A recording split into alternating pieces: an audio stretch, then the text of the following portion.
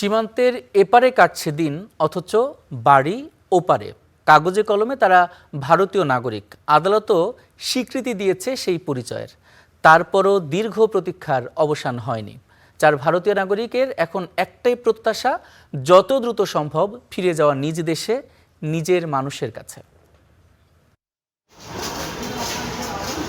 দিন যায় মাস যায়, তবুও ফেরার পথ খুলছে না। পরিবারের সাথে দেখা নেই 1 বছরেরও বেশি সময়। দেশের মাটিতে ফেরার অপেক্ষার প্রতিটি দিন যেন তাদের কাছে এক একটি দীর্ঘ যন্ত্রণা। ঘটনার শুরু 2025 সালের জুনে।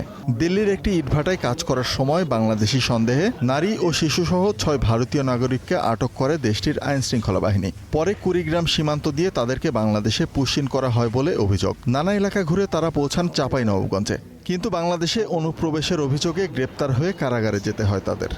এটা তো আমাদের দেশ না, আমরা অনেক দিন থেকে আছি এই দেশে, আমরা দেশে ফেরত যেতে চাই। কি খাবো, কি কিনবো? আমাদের না কাজ আছে না আছে, আমরা টাকা আছে না তো কিচ্ছু আছে, আমরা কি করবো এখানে থেকে? আমাদের দেশ হচ্ছে ভারত। আমরা এটাই চেয়েছি, অনুরোধ করছি সরকারকে কি আমাদের দেশ ফেরত নিতে চায়। দীর্ঘ আইনি প্রক্রিয়ার পর 1 বছর পার হয়ে গেলেও এখনও দেশে ফেরা হয়নি 4 জনের। গত বছরের 26 সেপ্টেম্বর এক রিট আবেদনের পর কলকাতার হাইকোর্ট 4 সপ্তাহের মধ্যে তাদেরকে ভারতে ফিরিয়ে নেওয়ার নির্দেশ দেয়। পরে ভারতের সুপ্রিম কোর্টও একই ধরনের নির্দেশনা দেয়। এরই মধ্যে অন্তঃসত্ত্বা নারী সোনালী বিবি এবং তার শিশু সন্তানকে ভারতে ফেরত নেওয়া হলেও সোনালীর স্বামীসহ বাকি 4 জন এখনও বাংলাদেশে অবস্থান করছেন। হয়ে যাবে করতে করতে করতে আজকে 6 মাস প্লাস হয়ে গেছে। আমি তো এদের ভরণ পোষণও চালাচ্ছি, এদের সিকিউরিটি দেওয়ারও একটা ব্যাপার আছে। তারা তো বিদেশি নাগরিক, তাদের সিকিউরিটি আমি কি করে দিব?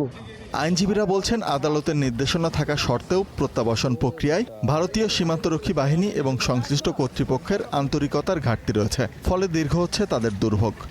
এখন পুশব্যাক না করার 2টা কারণ হতে পারে। একটা হচ্ছে যে ইন্ডিয়ান সীমান্তরক্ষী বাহিনী বিএসএফ যারা রয়েছেন তারা এই বিষয়ে আন্তরিকতার পরিচয় দিচ্ছেন না। ইভেন তাদের দেশের আইনই তারা আসলে ভায়োলেট করে চলছেন। জেলা প্রশাসন বলছে বিষয়টি এখনও প্রক্রিয়াধীন। সরকারের পরবর্তী নির্দেশনা পেলেই তাদের প্রত্যাবাসনের প্রয়োজনীয় ব্যবস্থা নেওয়া হবে। বাংলাদেশের পক্ষ থেকে নিশ্চয়ই সবসময় চেষ্টা ছিল, যেহেতু তারা ভারতীয় নাগরিক, তাদেরকে ভারতে ফেরত পাঠানোর বিষয়টি সমাধানের জন্য এবং সরকারি ডিপ্লোম্যাটিক চ্যানেলেও যোগাযোগ করা হয়েছে, যার প্রেক্ষিতে 2 জন চলে গেছে। কেন ওই সময় 6 জন যান নাই?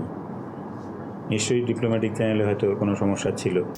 বাংলাদেশে আটকে থাকা এই 4 ভারতীয় নাগরিক পশ্চিমবঙ্গের বীরভূম জেলার বাসিন্দা। Desk report, star news.